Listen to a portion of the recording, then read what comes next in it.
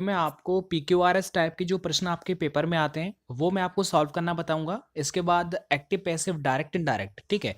तो बहुत सारी चीज़ें बैक टू बैक आ रही हैं। आप सभी वीडियोस को देखते रहिए जो डिस्क्रिप्शन में दे रखी हैं। डेली वीडियोस आती हैं, आपको ऐसा नहीं है किसी दिन भी मिस हो रहा है, डेली वीडियो आ रही हैं, ठीक है, आपके पेपर के सिलेबस को देखते हुए। तो आज हम डिस्कस करेंगे पीक्यूआरएस। देखिए समझ लीजिएगा, पेपर में क्वेश्चन अलग आएगा लेकिन करने का तरीका ये जो मैं बता रहा हूँ वो मुझे अच्छा लगता है, इसलिए आप भी इसे फॉलो कर सकते हैं। देखिए 45 क्वेश्चन है और इसे हम कैसे सॉल्व करेंगे इस क्वेश्चन को। देखिएगा, to make a life be not so busy a living that you forgot making. देखिएगा, जब मैंने इस सेंटेंस को पढ़ा था चारों को, पी क्यू आर एस को, तो मेरे समझ में एक चीज आया था। आपकी अप्रोच क्या होना चाहिए कि यहाँ पर कुछ पेयर बनाने का, यानी हो सकता है पी का क्यू का बन रहा है या फिर पी का एस का बन रहा है, तो आप एक पेयर ढूंढना स्टार्ट कर दीजिएगा। या तो आप ये देखिएगा चारों में सब्जेक्ट कौन सा है, कौन सा सेंटेंस से शुरुआत हो रही है। अगर आप ये भी नहीं पहचान पा रहे हैं तो आप जो सेंटेंस के लास्ट में दे रखा है इनसे आप कनेक्ट करना सीखिएगा। अब देखो मैंने कितना एक ही झटके में कनेक्ट कर दिया था ये सेंटेंस, कि देखो मैंने देखा यहाँ पर बिजी लिख रहा है, तो मेरे दिमाग में एक चीज चली कि बिजी एक ऐसा एडजेक्टिव है कि इसके बाद, क्योंकि एडजेक्टिव है इसीलिए मैक्सिमम एडजेक्टिव के बाद अगर वर्ब कभी आएगी ना तो वो जीरंड के रूप में आती है, यानी आईएनजी के रूप में आती है। तो मैंने देखा कि बिजी के बाद आएगा, अगर कोई वर्ब दे रखा है सेंटेंस चारों तीनों में, तो इसका मतलब वो आईएनजी वाली आएगी। तो मैंने देखा यहाँ पर देखो एस वाले में आईएनजी वाली फॉर्म दे रखी है, मैं एकदम खुश हो गया। तो मेरे को एक ऑप्शन मिल गया कि भाई क्यू के बाद एस ये जोड़ा आएगा ही आएगा। तो क्यू के बाद एस वाला जोड़ा कौन सा है? देखो बी वाले में बन रहा है क्यू के बाद एस, और किसी में भी नहीं है। तो ये बात क्लियर हो गई। इसके बाद मेरे दिमाग में एक और चीज चली। चलो वैसे तो सेंटेंस खत्म, आपका ऑप्शन हो गया क्लिक, ठीक है, अब आपको दिमाग नहीं लगाना। मेरे दिमाग में एक और चीज चला कि देखो फॉरगेट जो वर्ब है इसके बाद अगर कोई वर्ब आएगा तो वो टू प्लस वर्ब की फर्स्ट फॉर्म यानी इन्फिनेटिव के रूप में जोड़ी जाती है। तो मैंने देखा यार पी दे रखा है इसमें, इसका मतलब आर के बाद पी आएगा, ये जोड़ा आएगा ही आएगा। तो देखो आर के बाद पी तो इसमें भी दे रखा है लेकिन क्यू के बाद एस नहीं दे रखा, इसका मतलब हमारा ये बी वाला ऑप्शन हर तरीके से एकदम सही है। आ गया, देखो कितना सरल हो गया। अब आप इसे देखिएगा, what went wrong nor this argument how it should be portrait neither explain. जब मैंने इसे पढ़ा तो सबसे पहले मुझे नाइदर नॉर याद आ गया। तो मुझे पक्का पता था कि पहले नाइदर आता है उसके बाद ही नॉर आएगा। इसका मतलब ये हो गया कि एस पहले आएगा पी, यानी एस पी का जोड़ा बनेगा ही बनेगा। अंडरस्टैंड और नोट। अब ये देखिएगा कि एस पी का जो जोड़ा बन रहा है वो किस किस में बन रहा है। देखिएगा एक तो एस पी का जोड़ा ये बन रहा है, और देखो इसमें नहीं है और ना ही इसमें है। अब बचा सी और बी। अब इन दोनों में आप सर्च करिएगा कि पहले आर आ सकता है या फिर क्यू आ सकता है। तो आपको इस तरीके से भी थोड़ा दिमाग लगाना पड़ेगा।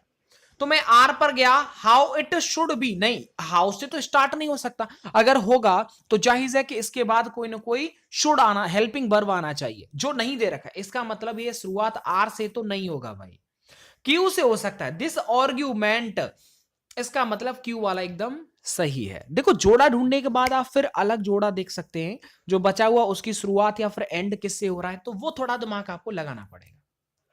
47, he had managed to make important new contacts, he told us about the trip and that। अब इस वाले सेंटेंस को जब आप पढ़ेंगे तो मेरे समझ में, जब मैंने इसको पढ़ा तो मेरा एक ही गया कि he told us about, about के बाद जाहिर है कुछ ना कुछ किसी चीज के बारे में उसने हमको बताया। तो इसका मतलब है यहां पर जो भी आएगा वो चीज आएगी जिसके बारे में उसने बताया था। इसका मतलब he told us about the trip, यानी उसने हमको ट्रिप के बारे में बताया। ये एकदम सही मीनिंगफुल बन रहा है, यानी आर के बाद एस आएगा, ये कंफर्म हो गया मेरे को। आर के बाद एस आएगा, तो देखो भैया ए में आर के बाद एस है और एक सी वाले में, देखो इनमें तो है ही नहीं। अब ए और सी की बात हो रही है, तो आर के बाद एस आएगा, ये कंफर्म हो गया। अब हम आगे बढ़ जाते हैं। मैंने देखा कि दैट है, इसका मतलब ये कंजंक्शन है, इसके बाद जो भी आएगा वो सब्जेक्ट आएगा। तो ये बताओ आर के बाद एस, ये दो तो खत्म हो गए। अब दैट के बाद तो भाई कोई ना कोई सब्जेक्ट ही तो आता है, डायरेक्ट इनडायरेक्ट में आपने देखा होगा कंजंक्शन के बाद कोई सब्जेक्ट आता है। तो ऐसे में सब्जेक्ट ही है और इंपॉर्टेंट है, तो दोनों में सब्जेक्ट कौन सा है? यानी दैट के बाद पूरा सेंटेंस आता है, ऐसे कह दें तो कोई गलत नहीं। इसीलिए पी में सब्जेक्ट दे रखा है ही, इंपोर्टेंट कोई सब्जेक्ट नहीं है, तो ऐसे में ही दे रखा है। इसका मतलब एक बात तो क्लियर हो गया कि आर एस पी का जोड़ा चलेगा, और आर एस पी का जोड़ा देखो ऊपर भी है नीचे भी है। अभी बात खत्म नहीं हो रही है, अब आगे देखिएगा। टू मेक, यानी कि पी के बाद क्यू आएगा, तो पी के बाद क्या आ रहा है, क्यू, यानी ए वाले में आ रहा है। ये बात आपके समझ में आनी चाहिए। मीनिंग भी देख लीजिएगा। अब आप देखिए 48 देख लीजिएगा, बाकी रिमेनिंग है बहुत सारे, मैं हर वीडियोस में लेता रहूंगा, और नहीं फिर बहुत ज्यादा हो जाता है, बच्चे बोर हो जाते हैं। ठीक है, अब देखिएगा इस वाले सेंटेंस 48 को कैसे, a car is more reliable is an entertaining, अब ऑल दो अपॉनिंग इन अ फॉर्म ऑफ ट्रांसपोर्ट। मैंने एक चीज यहां पर पढ़ के मेरे को समझ में आया कि यार इसमें थोड़ा सा दिमाग तो लगाना पड़ेगा आपको, थोड़ा सा दिमाग तो लगाना पड़ेगा। यार एक बात आप मुझे बताइए, देखो अकार इज मोर रिलायबल, नहीं एज से तो कोई सेंटेंस स्टार्ट ही नहीं होगा, क्योंकि अगर होता तो लास्ट में कहीं ना कहीं क्वेश्चन मार्क होता, यानी क्यू से तो स्टार्ट होगा ही नहीं। आगे देखिएगा, फॉर्म ऑफ ट्रांसपोर्ट, इससे कोई नहीं होगा, इससे कोई भी नहीं होगा, तो इसका मतलब ये हो गया कि एस वाले से भी स्टार्ट कुछ नहीं हो सकता है। इस तरीके से आपको अप्रोच देखना पड़ेगा। अब बचा आपका पी और आर, अब बचा आपका पी और आर। एक बात बताओ, ऑल दो अपॉनी, यानी ऑल दो अपॉनी is an entertaining, is an entertaining, क्या ये वाला बन सकता है?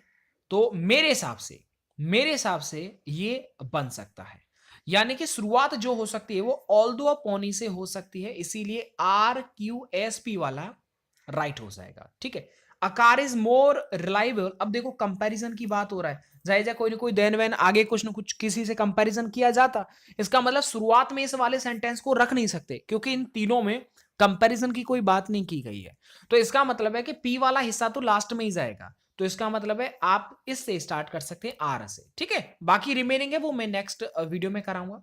अब मैं आपको एक्टिव पैसिव करवाता हूं जो पेपर में आए हुए हैं, और उनको आप देखो। आप चलो मैं स्टार्ट करता हूं।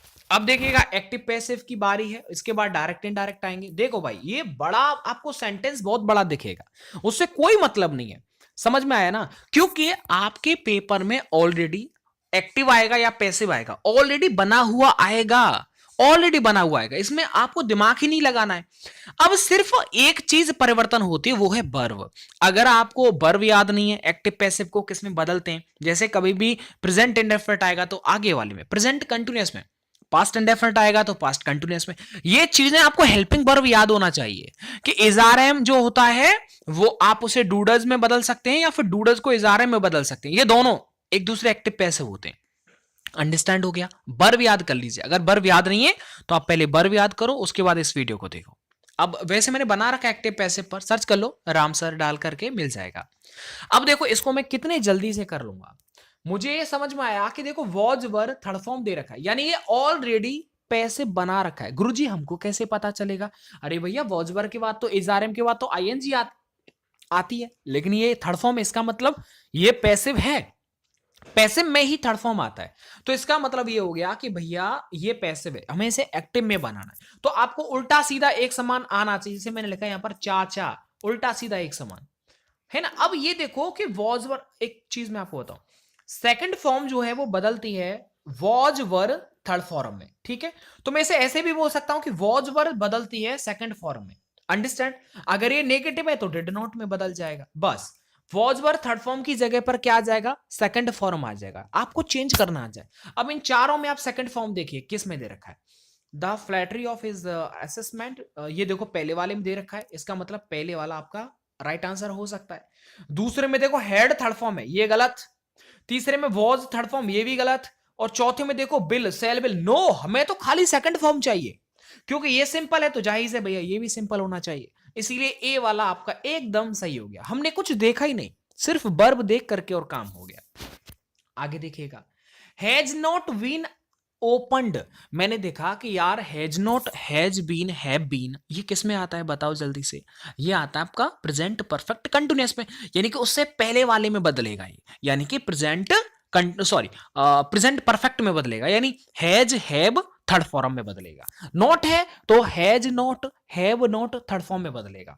अब एक चीज आप देखिएगा कि ये सेंटेंस नेगेटिव है, तो इसका मतलब है कि ओपनड बाई एनीवन, इसका मतलब है anyone, no no no no no, any, देखो पहले मैं आपकी एक प्रायोरिटी को खत्म कर देता हूं। देखो ये नेगेटिव ऑलरेडी है, नेगेटिव ऑलरेडी है ना, तो इसका मतलब अगर नो वन से सेंटेंस को हम स्टार्ट कर रहे हैं तो मतलब ये हो गया कि आपको आगे नॉट का इस्तेमाल नहीं करना क्योंकि वो ऑलरेडी होता है।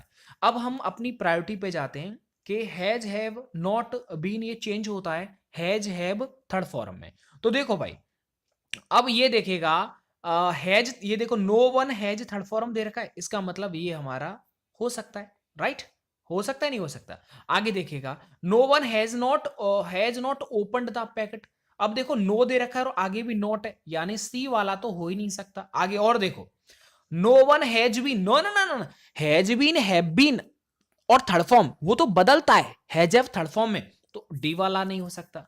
ऊपर वाले को चेक कर लो, हो सकता है वो वाला हो जाए। तो ऐसे करके आपको थोड़ा थोड़ा चेक तो करना पड़ेगा भाई। अब आगे देखिएगा, any one has not opened, यानी कि यहां पर एनी वन से सेंटेंस को शुरुआत नहीं कर सकते, नो वन से करना पड़ेगा, ठीक है? एनी वन से सेंटेंस ऐसे नहीं होता, इसीलिए ए वाला गलत, फिलहाल में आंसर हो जाएगा, क्योंकि एनी वन का जो अगर हमें चेंज करना है तो उसका नो वन में करते हैं, तो फिलहाल में बी वाला राइट। आगे देखिएगा, इतना बड़ा सेंटेंस हमें टेंशन ही नहीं लेना भैया। ये देखो, drafting a letter is a skill which can be acquired by you with a lot of practice. इस वाले सेंटेंस का देखिएगा। अब इस वाले सेंटेंस को जब आप देखेंगे तो आपको एक चीज समझ में आएगा कि मुझे चेंज किस में करना है।